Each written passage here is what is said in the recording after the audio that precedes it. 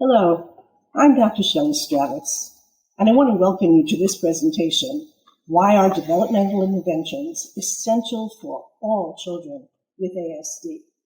And what is your key role? Well, before I begin, I'd like to tell you something about myself. While I was a pre-K through 12 educator and a university-level teacher trainer, I was pursuing my doctorate in health psychology.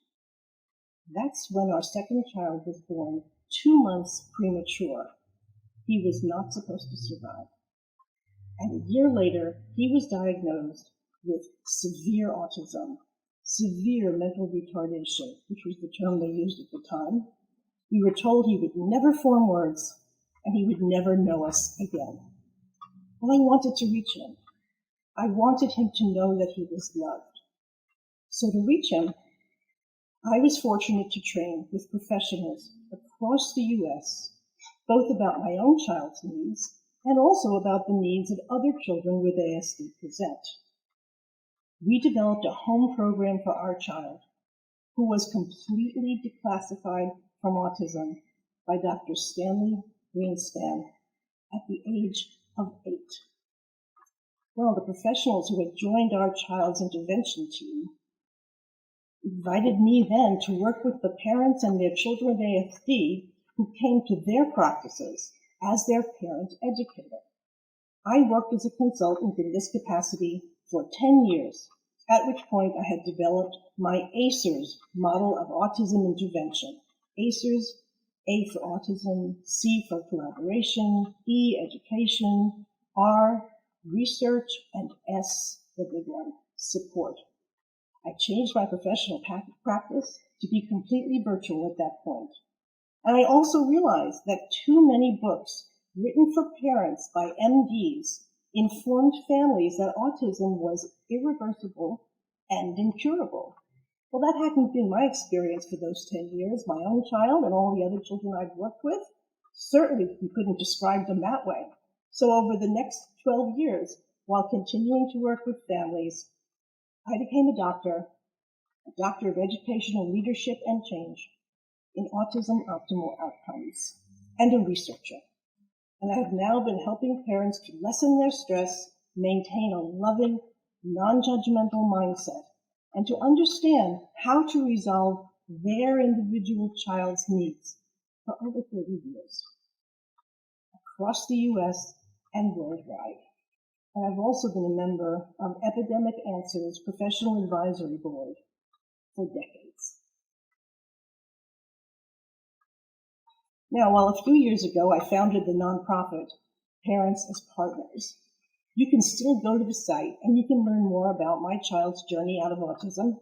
And there's an entire module for you to download podcasts and a self-directed course to help you lessen stress and develop the mindset that supports your child's best outcomes. Today, I am once again consulting privately with parents of children with autism or autism-like diagnoses virtually, no matter where they are. So you've come to Epidemic Answers for a variety of reasons. Perhaps after your diagnosis, you may have come to Epidemic Answers to determine what biomedical, environmental, nutritional, dietary interventions may be helpful to your individual child, among the many possibilities that our website offers you. After determining your child's total load is all that is impacting your child's resilience and ability to develop and progress. Each of these interventions that are appropriate for your child will build their resilience and improve your child's quality of life. Each element of your child's total load has contributed to the profile of your child's unique developmental issues. Your child with ASD will become more available to you as he becomes more resilient. But there's a big but. There's a missing piece. And that is that autism spectrum disorders, is a neurodevelopmental issue. your child's developmental age will probably be much younger than their same-age peers. This is because your child's ASD got in the way of your child's development.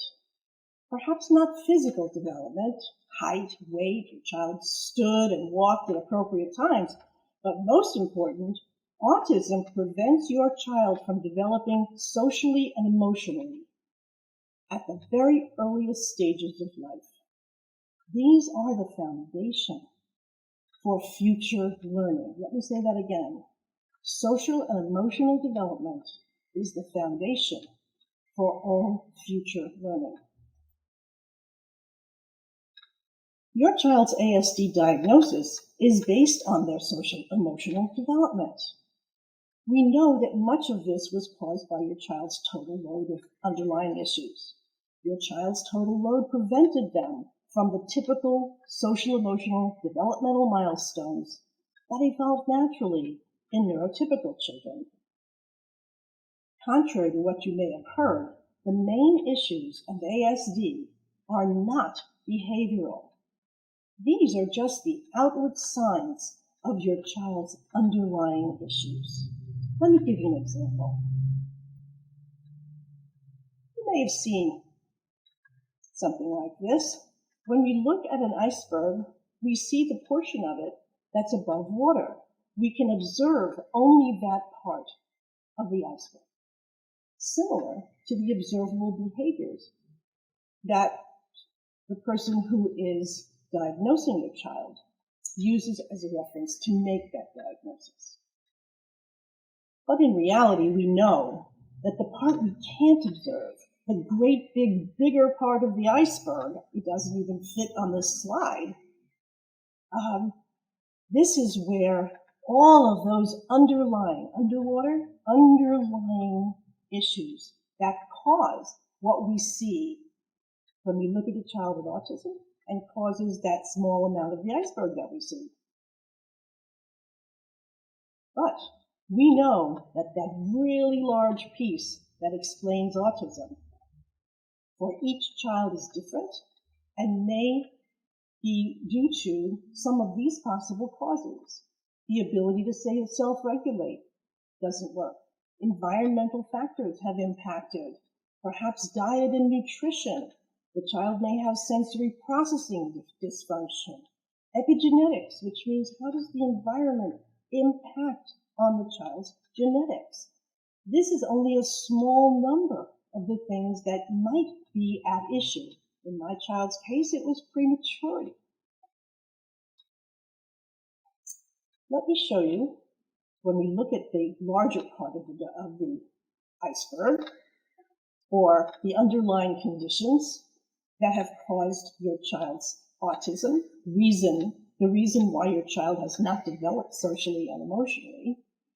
You may want to focus on interventions for speech or visual and auditory processing and many others as your child progresses, as your child becomes more resilient. And all of these must be approached developmentally. But let's take a look at the developmental intervention that must be addressed before all of these. Sensory integration. This is the sensory integration model, a developmental model, developed by Dr. Jean Ayres in the 70s. And Dr. Ayres realized that when you put together a developmental intervention, you can't quite start at the top. Imagine if the pharaohs had started building their pyramids by suspending this little tiny point in the middle of the air. Would the pyramids have survived 5,000 years? Probably not. To build something that's going to last and last, you've got to have a foundation. And here is our central nervous system, and the foundation is the 7 senses. In fact, today we talk about 8. But if you look at these blocks, each of these blocks is wider and taller, much stronger than the ones above it. And that's because these 7 senses, which for neurotypical children work appropriately beginning at birth, for our children, We may have to help some or all of them to work individually, and then we want to help them work together as an integrated whole so that the child is able to developmentally move up the pyramid. And let's take a look. If the senses are working within the range of typical for the child's age, the child will start to be able to screen input out. The child will be aware of both sides of the body. These are important things. Postural security. These are important things for the child to be able to continue developing and learning.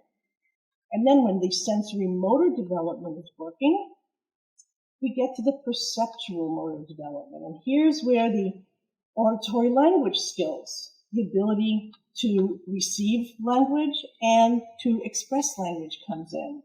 This is where the attention center functions come in. But if all of the blocks below these centers are not working in developmentally appropriate ways, then it's very difficult for the child to start speaking to you, and very difficult for the child to give you attention. And then let's take one more look. When we have the perceptual motor working well, then this child is really, really ready to learn. The child can do activities of daily living, the child can behave appropriately, and the child is ready for academic learning. Now, I know that there are many interventions that begin with academic learning and behavior. But if that child, and they sit a child in a seat for 6-8 hours a day, but if that child doesn't have the foundation, then whatever it might look like it's been accomplished here is really just rote. It's not something the child can really make use of among peers and in the world.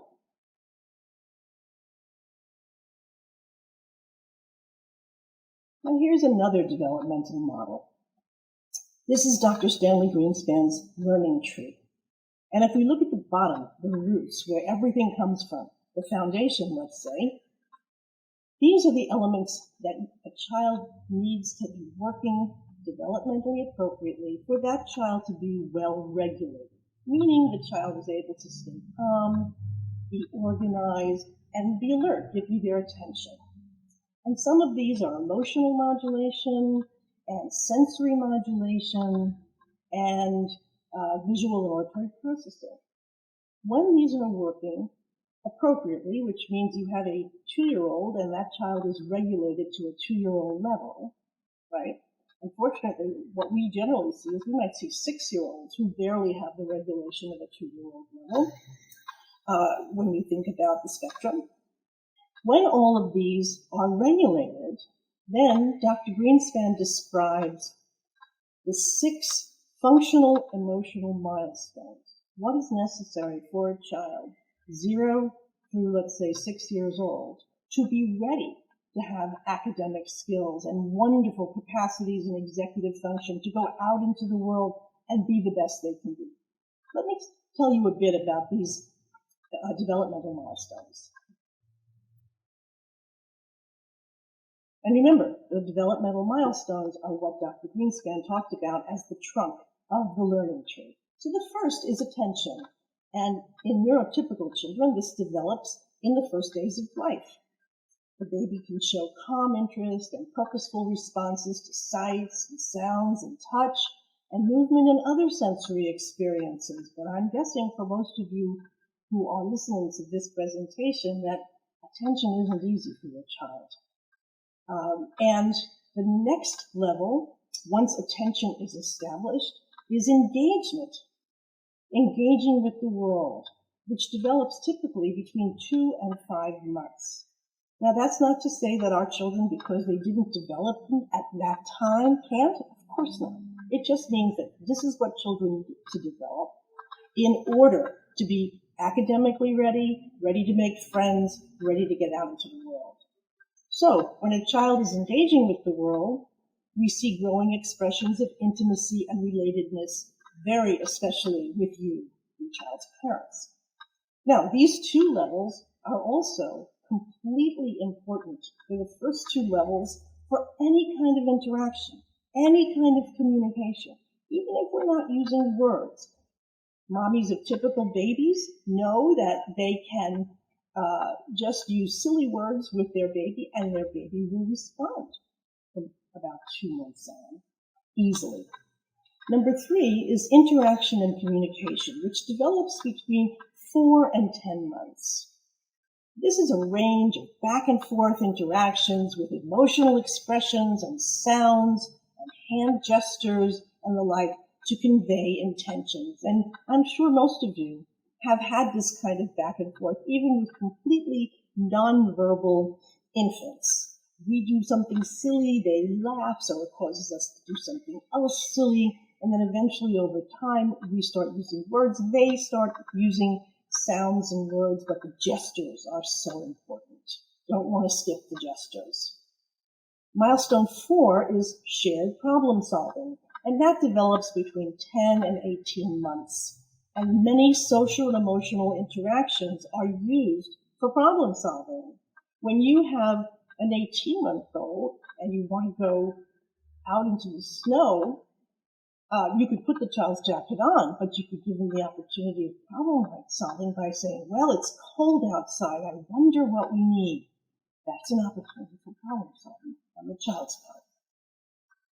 Level 5, meaningful use of ideas. And this typically develops between 18 months and 3 years. This is the pretend play time. The child has the ability to use meaningful words or phrases and interactive pretend play with caregivers or peers. And then finally, level 6, we refer to as logical thinking, which develops between 3 and 4.5 years old.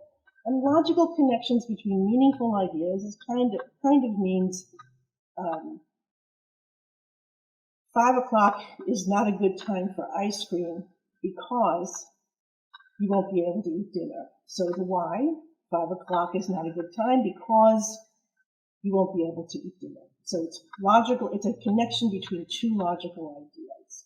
So let's go back now to the learning tree.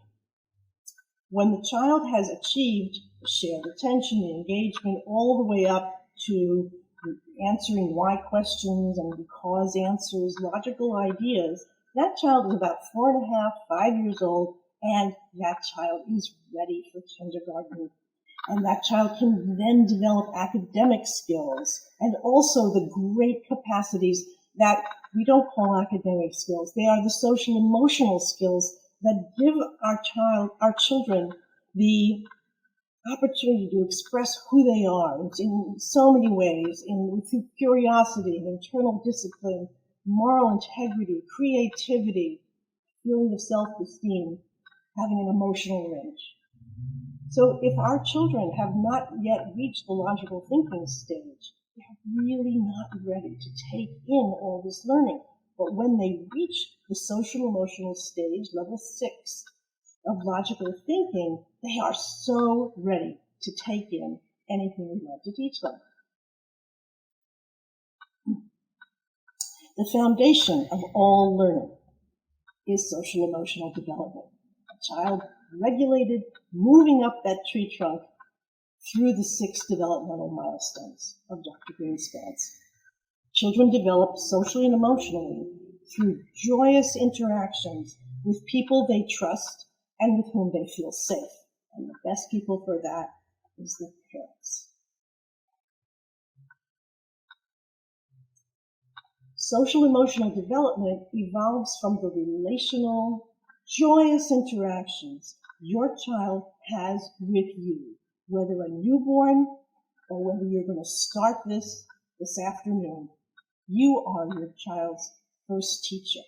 Your warm, loving relationship with your child is central to the progress of development. You are the best person to support your child's developmental progress. There is no therapist out there who's better than you are. You are the expert about your child. And through child-led play with you, your child develops in all areas of social and emotional development. And here's the important thing. It doesn't matter what you play or what you play with. just as long as your child seems motivated by it and it's joyous and fun. It doesn't have to be according to the instructions on the box. And you can see this daddy and his son are playing with, I don't know, could be tops of jars. I have no idea. But this is something that's really interesting to this child, and daddy is engaging with it joyously and making a game out of it. So how do you begin this relational play? Well, the most important thing is your mindset, that you are loving, accepting of your child in this moment. You're not worried about what you've been told in the past. You're not worried about what might happen later today or 10 years from now. You just accept who your child is in any given moment, completely without judgment and with no expectations. And hopefully you can do this in a sensory calm space, a room that you can kind of keep free from clutter, or you can just straighten it up before you begin playing with your child. And there's a wonderful book by Ron Kaufman from 2014 called Autism Breakthrough. And he explains the importance of this sensory calm room in that wonderful book. But what I'd like to suggest is that you start out by thinking of 3 of your child's favorite things, 3 things your child loves. And then think of 3 things you can do with each one. That's all you have to do. 3 favorite objects. What do I do if the child shows interest in any of the 3? What are 3 things I could do? In fact, let me tell you what happened the first time I did exactly this. So I walked into the sensory calm room, and I put down the 3 most favorite objects of my child. And of course, his most favorite object of all was his ratty, stringy, overloved green sweater. I mean, you wouldn't know it was a sweater anymore. And as soon as he entered the room, he saw the green sweater, he sat down on the floor, and he just got himself involved in it. So I walked in and realized he was kind of quiet. So I didn't come bounding in the room in that moment. I might have if he'd been running around the room or jumping, but he was being very quiet and loving his sweater. So I just sat down on the floor next to him so that I was pretty much on his eye level. And when he put the sweater down, I gently lifted it up, making sure that he could see what I was doing. And I took the sweater and I put it in front of my face. And guess what? He looked at me. For the first time, he looked at me. Now, I think he was looking at the sweater, but he showed interest. And then I gave him back the sweater. And he kind of held it a little more, and we put it down. I again gently picked it up, now laughing with a little chuckle. Like I was kind of slightly stealing it. And I put it on my head. And at that point, he stood up, looked me straight in the eye, and with a grin on his face, reached out, gestured, and took the sweater off my head. Well, I had one more idea, right? I didn't need to have ideas. It was a matter of what can I do with the sweater? Well, the next thing I know, he's handing me the sweater with a grin on his face, and he's looking straight at me. So I take the sweater, and with great joy, I shoved it into my t-shirt. Now he's got to find the sweater. Now he's got to do it. So he's attending to what I'm doing. He's engaged with me, and now he has to problem solve to find it. And we have a lot of laughter around that. And the game evolved to the point in the same first try, where this little boy who was supposed to never know me and was always just seeming as if he was in his own world, was running around the room with me. I would hide the sweater, he would find it, then he would hide the sweater, and I would find it. And we have referred to that as the sweater game, literally, when we started to have joyous interactions together. So how do you begin? First, you observe your child and ask yourself these 3 questions. Start by seeing whether your child is calm and regulated. Just ask yourself, is my child calm? Is my child kind of organized, looking like he's ready to play? Next, what is your child's energy level in this moment? Remember, my child was very quiet in that moment, and it sure picked up very quickly. And look at how your child is playing with the objects that you put in the room. It's giving you clues regarding how you can enter what they're interested in doing. And then the third question, what developmental milestone is your child showing you?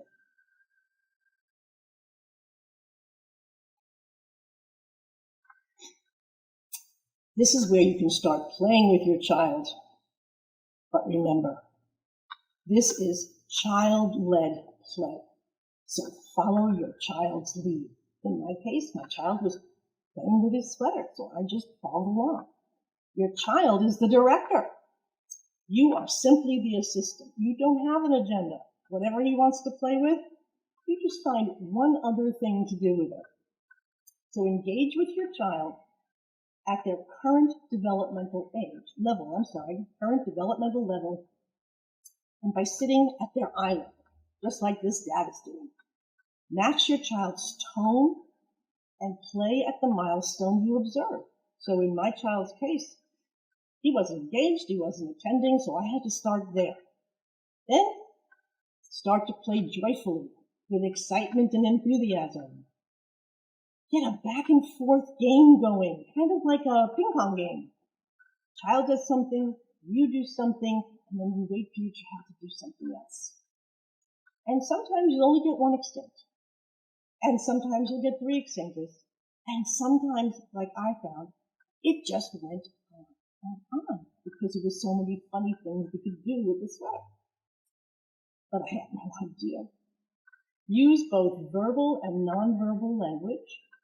Use gestures, which are so important. We don't want to skip the gestural communication for our children. Change your tone of voice. Use sound effects. Children love sound effects, and that brings their attention back to you. Use mouth games, all kinds of things with your tongue and little raspberries, whatever you need to do. Whatever it is, be silly, because young children, and that's what we're talking about, a child with a developmental level that's quite young, are really, really engageable when you are silly. They love it when you're silly. Play joyfully. Become your child's favorite toy. Yeah, sweater was fun, right? He loved sweater. But when he played with sweater with me, that's when he had the most fun. So I was the most important toy in the room, and that's who you are. But remember, this is not a time to teach. Although I will tell you, your child will be developing and learning even as you play. But some of you might say, but my child isn't interested in playing with me. This tells us that your child is not ready to offer you those first milestones. And those first milestones, attention and engagement, are necessary for all interactions, for all play. So you must have attention and engagement before the child can offer you any more involved play. And what if your child is doing a repetitive behavior? Well, this is how children with ASD take care of themselves. This is the way that they deal with stress and anxiety. Now back to Ron Kaufman's book, which is based on the Sunrise program. He suggests that you join your child, that this is the most loving thing you can do. If your child is sitting there and flapping away, sit down next to him or in front of him and flap. That child is doing what he has to do to take care of himself. It means that your child isn't calm and regulated. He's trying really hard. Some children run in circles. There are so many things that children do to try to regulate themselves. But it also means that they're not alert for new experiences, developmental growth, and learning. And so that means your child's doing, in those moments of repetitive behavior, all their nervous system seems to need so that they can be ready to attend. They want to attend, no question about it. But there is something in their, perhaps in their sensory systems or their autonomic nervous systems that needs attention first. The child must be regulated to be able to attend to you and to engage in joyous relational play. Again, remember the roots of the tree. Regulation is first. And that's what your child is doing, but obviously not that successfully. You may see signs that your child is unregulated. Your child may be having a tantrum. Your child may be having a meltdown. Maybe your child runs out of the room or runs out of the house. Very dangerous, and we refer to that as eloping. Your child is experiencing out-of-control emotions. Or, like mine, your child seemed shut down and seems to have no interest in what is going on around them. But in reality, this is because they cannot control their environment. Their senses are not working appropriately. They are not having a tantrum or a meltdown after sitting there going, I think I'm going to bother my mom and really upset her. Let me have a meltdown. It's not possible. It's your child in complete overwhelm. They cannot take the world in. For some children, it's painful, and they can't tell you. So we want to help them.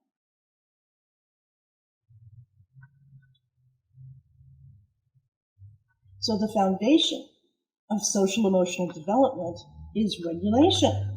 We talked about this. This is the trunk of the learning tree. Regulation is at the root of a child's ability to achieve what we want so much, those developmental milestones, so that they can go on and learn to their full capacity. However, children with ASD experience anxiety and stress throughout each day as they attempt to navigate a world that is difficult to take in through their senses. Even if they are pre-verbal, children with ASD take in your stress and your anxiety.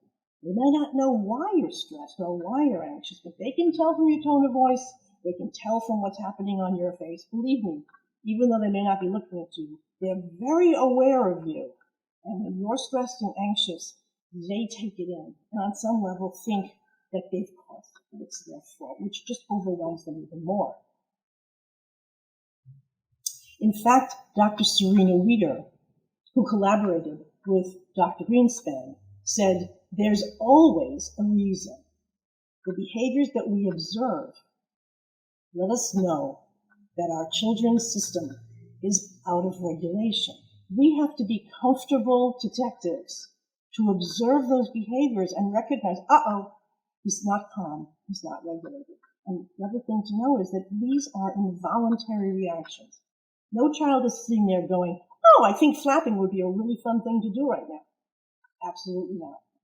As explained by Dr. Mona Delahook in her 2019 book, Beyond Behaviors, and also in her recent 2022 book, Brain Body Parenting, dysregulation is caused, number one, by the child's autonomic nervous system, which is the system that senses if the child feels safe. Now, nothing unsafe may be in your awareness, but the child's response is fight, flight, or freeze. Then number two, there may be issues of sensory integration or sensory processing. And the best book that I can recommend to you to learn more about this and what you can do is The Out of Sync Child, 3rd edition, again, 2022, by Carol Stock-Kranowitz.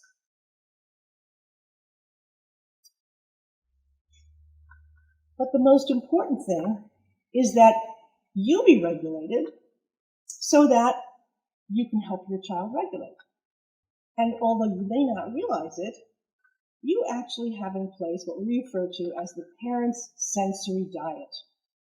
And these ideas are based on Henry Otte Services for 2001. Ask yourself, what do you do throughout your day to ensure that you feel just right, ready to take on anything? Let me give you a few ideas. See what comes to your mind. So to help you wake up in the morning, what do you enjoy? Do you take a shower, go for a brisk walk, drink a couple of cups of coffee or tea? That's good. When you prepare for bed, to calm yourself, do you eat a snack, turn the lights down, listen to music or watch TV? Do you snuggle under a blanket, or do you read a book that'll lull you to sleep? Now, when you're upset and frustrated, what helps you? Do you go to the gym? Do you take a long walk? Do you sit outside? Do you listen to music? Do you go to your room and lock the door? Do you take a bath? Do you curl up and read? Do you call a friend if you're upset? Do you take a bunch of really deep breaths? Which of these do you use without even realizing it, that that's your sensory diet? And what's the environment that helps you to read or study? Do you like to be sitting at a table or a desk? Do you like to be sprawled out on a couch? Do you like to sit in a rocking chair? And think about it. What do you like about your home? Do you prefer cozy or open spaces? Do you like large windows? Do you like soft or firm furniture? Do you add scents of candles or potpourri to your house? These are all the things that you do for your individual sensory system. And what kind of environment helps you concentrate? Do you prefer quiet or loud music? Do you like food and certain drinks when you want to concentrate? Do you like the light to be bright, or do you like it to be dim? Do you like to be by yourself, or do you study better when you have others around you? And lastly, if you have to be at a meeting, whether it's a PTA or a business meeting, and you need to be attentive to what they're saying for an hour or so, do you usually doodle, play with small objects like paper clips or a rubber band? Do you chew on your pencils? Do you cross your legs and shake your foot? Is there something that you like to snack on? Crunch is what I need. Do you drink coffee or soda? All of these are ways that you self-regulate throughout your day to stay calm, organized, ready to hear, and alert even though the speaker might be droning on a bit. So, first thing you want to do if your child is having one of those moments where he's in overwhelm is check in with yourself to be sure that you are in a calm, regulated state. If not, what do you need to do? You know from your own sensory diet what you need to do to be able to approach your child calm and regulated. Because if you're upset, it's going to upset them more. And ask yourself, am I ready to love my child unconditionally? No matter what he does, he is my child. And remember, no one knows your child better than you do. And you can see from this picture, you want to be on your child's level. This is not a teaching moment. Toss that out. It's a calming moment. You want to speak to your child in a calm, regulated voice, sort of like, sweetheart, I see that you're upset, or I see that you're uncomfortable right now. Let's take a few deep breaths. Right? Now, your child may not understand any of those words, but he will get your tone and understand that you're at a much calmer level. Let's think about what would help your unique child to co-regulate. For instance, would your child's system benefit from a hug? And some children don't want to be hugged, so you know which is yours. Perhaps jumping into a pile of pillows or beanbags, or being squeezed under the couch cushion, or turning on soothing or favorite music, or perhaps going to a hideout space, a little dark corner that you've set up with favorite objects and soothing books, just to take a little time out. Or some children like to be bounced, or they like to blow into a whistle or a balloon. And one of the favorites I've seen is making Bubble Mountain, which is just a bowl with about an inch of water in it, a few drops of dish liquid, and by blowing in it and blowing in it, the child makes a huge mountain of bubbles, and the blowing is as helpful as taking a deep breath. And then, of course, they're sipping through a straw. Even sipping a thick liquid like a smoothie through a straw can be very, very calming. And You know best what calms your child.